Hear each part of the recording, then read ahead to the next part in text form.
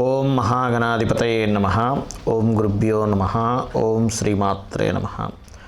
పరమేశ్వర స్వరూపమైనటువంటి జ్యోతిష, వాస్తు మరియు ఇతర అనేకమైనటువంటి శాస్త్రములను మనకు అందించినటువంటి మహర్షులకి నమస్కారం. హయగ్రీవ హయగ్రీవ హయగ్రీవేతి యో వదేత్ తస్య నిస్సరసేవాని జహ్నుకన్యా ప్రవాహవత్. అరుణాం కరుణాతరంగితాక్షీం ధృతపాశాంకుశపుష్పబాణచాపాం అనిమాదివిరావృతాం మయూకైః అహమిత్యేవ విభావయే భవానీం. శ్రీమాత్రే నమః. ప్రేక్షకులందరికీ కూడా లలితాంబిక అమ్మవారి యొక్క అనుగ్రహం పరిపూర్ణంగా కలగాలని మనస్ఫూర్తిగా కోరుకుంటూ ఈరోజు మనం చెప్పుకోబోయేటువంటి టాపిక్ ఏదైతే ఉందో, నేను గత 6 నెలల క్రితం ఈ సంవత్సరం రాజు బుధుడవుతున్నాడు కాబట్టి టెక్నాలజీ పరంగా బాగా అనేకమైనటువంటి అద్భుతమైన మార్పులు రాబోతున్నాయి అని చెప్పి శాస్త్రపరంగా చెప్పడం జరిగింది. దానికి తగ్గట్టుగానే మనకి ఏఐ కానీ చాట్‌జీపీటీ కానీ ఇవన్నీ కూడా పెరుగుతూ వస్తున్నాయి. అయితే ఒక 2 నెలల క్రితం చెప్పినటువంటి ఇంకొక వీడియోలో 2027 6th మంత్ నుంచి ఈ జాబ్ రిలేటెడ్ సంబంధించిన విషయాల్లో అప్పటికల్లా ఆ సంవత్సరం కల్లా అంటే ఇక్కడ నుంచి సరిగ్గా 4 ఇయర్స్లో ఎటువంటి మార్పులు రాబోతున్నాయి అంటే దానికి మనం ఎలా సిద్ధంగా ఉండాలి, మనకి మనమే ఓన్గా ఒకరి కింద జాబ్ చేయడం కాకుండా ఓన్గా ఏం చేసుకోగలం అనే దాని మీదే, ఓన్గా జాబ్ని ఎలా క్రియేట్ చేసుకోగలము, ఇంట్లో ఉండి ఎలా చేసుకోగలము, సొంతంగా మనం ఏం చేయగలం అనే దాని మీద మనం కాన్సన్ట్రేషన్ చేయాలి. బికాజ్ ఆఫ్ సాటర్న్ అంటే కర్మకారకుడు ఉద్యోగాన్ని కానీ వ్యాపారాన్ని కానీ ఇచ్చేటువంటి శని భగవానుడు నీచ పొందుతున్నాడు కాబట్టి ఈ జాగ్రత్త ఖచ్చితంగా పాటించాలి అని చెప్పి నేను చెప్పడం జరిగింది. అయితే ఇక్కడ చాలామంది ఆ వీడియోస్ చేసిన తర్వాత అడగడం జరిగింది నన్ను, సార్ మరి ఈ 4 సంవత్సరాలు మేము ఎటువంటి జాగ్రత్త తీసుకోవాలి, ఏ విషయాల్లో జాగ్రత్తగా ఉండాలి, ఏ దేవత ఆరాధన చేసుకుంటే మాకు ఈ 4 ఇయర్స్ ఆఫ్ జర్నీలో 2027 6th మంత్ నుంచి మీకు శని నీచ స్థానంలో ఉన్నాడు కాబట్టి అప్పటికల్లా మనం సిద్ధంగా ఉండాలి, మనకు మనమే చేసుకోవడం అని అన్నారు. ఈ 4 ఇయర్స్ ఆఫ్ జర్నీ ఉంది, ఈ జర్నీలో మేము ఎటువంటి జాగ్రత్తలు తీసుకుంటే ఎలా వెళ్తే బాగుంటుందని అడగడం జరిగింది. చాలామంది అడిగారు కాబట్టి చాలామంది అడిగిన దానికి నేను ఒక్కొక్క రాశికి ఎలాంటి నిర్ణయాలు కానీ జాగ్రత్తలు కానీ ఏ వైపు డైరెక్షన్ వెళ్తే బాగుంటుందని చెప్దామని చెప్పి డిసైడ్ అయ్యాను. కాకపోతే నేను చెప్తుంది నేనైనప్పటికీ కూడా చెప్పేస్తుంది సాక్షాత్ లలిత అమ్మవారిగా భావిస్తూ ఒక్కొక్క రాశి గురించి మనం తెలుసుకుందాం.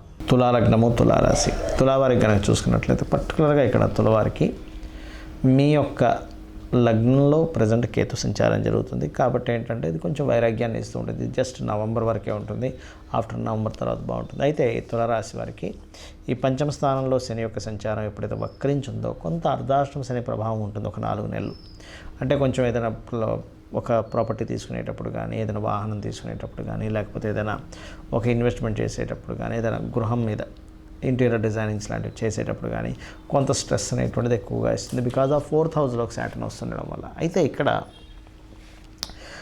మీకు ఈ వీడియో ఒక కాన్సెప్ట్ ఏంటంటే 2027 6th మంత్ నుంచి పర్టికులర్గా సాటర్న్ నీచి పొందుతున్నాడు కాబట్టి ఇప్పుడు మనం టెక్నాలజీని చూస్తున్నాం ఎంత ఫాస్ట్గా అప్డేట్ అవుతుంది. దీనివల్ల మనం ఓన్గా ఎవరికి వారు చేసుకోవాలి, సొంతంగా ఓన్లీ జాబే కాకుండా అడిషనల్గా ఒకటి పెట్టుకోవాలనేటువంటిది మనం తెలుసుకున్నాం. కాబట్టి దీనికి మరి మీకు వేటి మూలంగా దాని యోగాలు ఉన్నాయి అని చెప్పి చూసుకున్నట్లయితే ఎనీథింగ్ భూమికి సంబంధించిన అంటే land related, small electrical electronic related సంబంధించిన వస్తువుల మూలంగా, anything occult related, researches related, కొంతమంది ఏదైనా ఒక రీసెర్చ్ ఇస్తూ ఉంటారు, కొంతమంది చేస్తూ ఉంటారు దాని మీద రీసెర్చెస్ రిలేటెడ్, ఇట్లాంటి వాటి మూలంగా మీకు ధనయోగం చూపిస్తుంది. బేస్ లెవెల్లోనే చెప్పేది. మీ పర్సనల్ చార్ట్లో మీ సెకండ్ లార్డ్ ఎక్కడున్నాడు, లేకపోతే మీ భాగ్యాధిపతి, మీ పంచమాధిపతి, మీ లాభాధిపతి, వీటిని చూసుకొని personal chart reading is different. But ఏంటంటే మీది గనక తులాలగ్నం అయింది లేదా తులారాశి అయింది అన్నప్పుడు వీటి మీద మీకు కొంతవరకు ఫైనాన్సెస్ వస్తుంటాయి. అయితే ఇక్కడ మరి శని కుంభంలో ఉన్నాడు కదండి. ఇప్పుడు దీనివల్ల వచ్చే పర్టికులర్ జాగ్రత్తలు ఏం తీసుకోవాలంటే అగ్రిమెంట్ చేసేటప్పుడు అప్పులు ఇవ్వడం తీసుకునేటువంటి విషయాల్లోని పర్టికులర్గా జాగ్రత్తగా ఉండాలి. అదేవిధంగా జాబ్ రిలేటెడ్ సంబంధించిన విషయాల్లోని కూడా కొంత జాగ్రత్తగా ఉంటూ ఉండాలి. అయితే ఇక్కడ సహజంగానే తులాలగ్నానికి లగ్న అష్టమాధిపతి శుక్రుడు అవుతాడు కాబట్టి మీరు చేసే రీసెర్చెస్ ఏవైతే ఉంటాయో, రీసెర్చ్ చేసి ఒక ప్రోడక్ట్ని క్రియేట్ చేస్తూ ఉంటారు. ఆ మూలంగా కూడా మీరు వర్క్ చేయకుండానే అంటే మీరు ఏదైనా ఇన్ని రోజులు కష్టపడి ఆ పేటెంట్ ఇంకొకరికి అమ్మడము లేకపోతే ఆ ఐడియాని ఇంకొకరికి అమ్మడం ద్వారా డబ్బులు వచ్చేటువంటి యోగం కనబడుతుంది. అదేవిధంగా మీరు చేయవలసినటువంటి మీ యొక్క ధనస్థానాన్ని ఇంప్రూవ్ చేసుకోవడానికి ఏం చేయాలి అని చెప్పి చూసుకున్నట్లయితే పర్టికులర్గా మీరు చేయవలసినటువంటిది ఇక్కడ చంద్రగ్రహం అని ఉంటుంది. నవగ్రహాల్లో చంద్రుడు గురువు, ఈ 2 గ్రహాల దగ్గర స్వచ్ఛమైనటువంటి ఆవు నెయ్యితో దీపారాధన చేసి ఆ గ్రహాల చుట్టూ ఒక 9 ప్రదక్షిణాలు చేసుకుని అదే ఆలయంలో ఉన్నటువంటి స్వామివారికి కానీ అమ్మవారికి కానీ గుర్తుపెట్టుకోండి, వీరి దగ్గర ఏదైనా ఒక తీపి పదార్థాన్ని మీ ఇంట్లో చేసుకొని వెళ్ళచ్చు, లేనట్లయితే స్వీట్ షాప్లో అయినా కొనుక్కోవచ్చు. ఆ రకంగా కొనుక్కొని తీసుకెళ్ళి స్వామివారి దగ్గర లేదా అమ్మవారి దగ్గర పెట్టి దాన్ని తీసి అందరికీ పంచిపెట్టండి. ఇలా చేసినట్లయితే ఏమవుతుందంటే ఈ యాక్టివేషన్ అంటారు, అంటే మనకి జన్మజాతకంలో యోగం ఉండడం వేరు, మన సొంతంగా క్రియేట్ చేసుకోవడం వేరు. ఎందుకంటే మనం చాలా పురాణాల్లో వాటిలో విన్నాం, దశరథ మహారాజుకు సంతానం లేదంటే పుత్రకామిష్టి యాగం చేశాడు. విశ్వామిత్రుడు స్వర్గాన్ని క్రియేట్ చేస్తాడు, త్రిశంక స్వర్గం అంటూ ఉంటారు. అంటే ఏమిటి, మనం జన్మించడం మన కర్మలతో పుట్టినప్పటికీ మనం చేసే సాధన ద్వారా మనం ఇంప్రూవ్ అవ్వచ్చు. ప్రధానంగా ఇక్కడ చాలామంది అడుగుతున్నది ఇంకోటి ఏంటంటే, ఎన్ని రోజులు చేయాలి ఏ రెమెడీ అయినా, ఎన్నిసార్లు చేయాలి? ఇప్పుడు నేను మీకు మీ రాశిరీత్యా ఈ ఫలానా ప్రక్రియ చేయండి అని చెప్పాను. అయితే ఇక్కడ చాలామందికి రాశి లగ్నం తెలియని వాళ్ళు కూడా ఉంటారు. వాళ్ళు ఏం చేయాలి అంటే సింపుల్గా ఏమీ లేదు, వాళ్ళందరూ కూడా చేయవలసినటువంటిది శనివారాలు గుర్తుపెట్టుకోండి, సాటర్డేస్, పర్టికులర్గా సాటర్డేస్ లేదా బుధవారాలు లేదా శుక్రవారాలు, బుధ శుక్ర శని ఈ 3 గ్రహాలకి దీపారాధన చేయండి. ఇది మీకు లైఫ్ లాంగ్ ఒక మంచి రెమెడీగా పనిచేస్తుంది. ఏది నాకు డేట్ ఆఫ్ బర్త్ లేదు, టైం లేదు, నా రాశి నక్షత్రం ఏమీ తెలియదు అనేటువంటి వారు. అలాగే ఈ రెమెడీస్ ఏవైతే ఉంటాయో ఎప్పుడు గుర్తుపెట్టుకోండి, కంటిన్యూస్గా చేయండి. ఏదో ఒకరోజు చేశాను, 2 రోజులు మానేశాను, మళ్ళీ 4 రోజులు చేశాను అనుకుంటే మీకు అది ఆ రెమెడీ ఎట్టి పరిస్థితుల్లో పని చేయదు, గుర్తుపెట్టుకోండి. ఇక మూడో విషయం ఏంటంటే, ఇక్కడ ఫైనాన్షియల్ గ్రోత్కి లలితా సహస్రనామాల్లో ఓం సంపత్కరీ సమారూఢ సింధుర వ్రజ సేవితాయై నమః అనేటువంటి నామం రెగ్యులర్గా చేయండి. చేస్తూ ఈ 4 years ఆఫ్ పీరియడ్లో ఏమవుతుంటుందంటే, మనం చేసే చిన్న మిస్టేక్స్ వల్ల అప్పులు పెరుగుతాయి, మళ్ళీ అక్కడ ఇంకా ఇబ్బంది వస్తుంది. కాబట్టి అప్పులు తీరడానికి ఓం అపర్ణాయే నమః అనే నామస్మరణ చేయండి. ఇక ఈ రెండింటితో పాటు ముఖ్యంగా మీరు నేను ఇందాక చెప్పినట్టుగా నవగ్రహాల చుట్టూ ఏదైతే శుక్ర బుధ శని గ్రహాల దగ్గర దీపారాధన చేయమని చెప్పాను, అది ఎర్లీ మార్నింగ్ చేయొచ్చు, 6:30 to 7 or 8, మొత్తం మీద 11 o'clock లోపల చేయొచ్చు. అదేవిధంగా ఇక్కడ మరొక విషయం ఏంటంటే, గోశాల ఉన్నట్లయితే గోశాలకు వెళ్ళి పిడికెడు బెల్లం పెట్టండి. ఇవన్నీ ఏం చేస్తుంటాయంటే మీకు తెలియకుండానే శని యొక్క ప్రభావాన్ని తగ్గిస్తూ ఉంటుంది, అది గుర్తుపెట్టుకోండి. అదేవిధంగా మరొక విషయం ఏంటంటే, ఇంట్లో పొరపాటును కూడా మీరు